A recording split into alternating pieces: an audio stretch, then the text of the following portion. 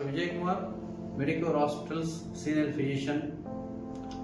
SLE Systemic Lupus Erythematosus అనేది చాలా వరకు మిస్లీడ్ అయిపోతున్నాం డయాగ్నోసిస్ నుంచి.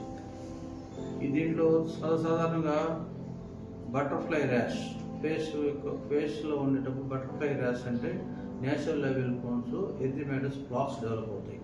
అలాంటి డిస్కాయిడ్ ర్యాష్, పెరికార్డైటిస్, ఫ్లోరైటిస్. పెరికార్డైటిస్ అంటే హార్ట్ పైన ఉండే పొరలు ఎఫెక్ట్ కావటం, ఫ్లోరైటిస్ అంటే లంగ్స్ పైన ఉండే ఫ్లోరా ఎఫెక్ట్ కావటం.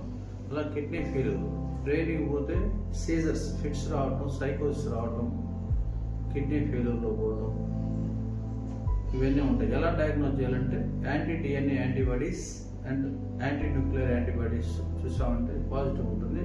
Correlate with clinical findings. నిష్ఠాతులైన వైద్యులతో treatment చేసుకుంటే దానికి ప్యాకేజీ సపరేట్గా ఉంది మెడికల్ హాస్పిటల్లో. దాన్ని చూసుకునేసి రూల్ అవుట్ చేసుకోవడానికి మంచి అవకాశం ఉంటుంది.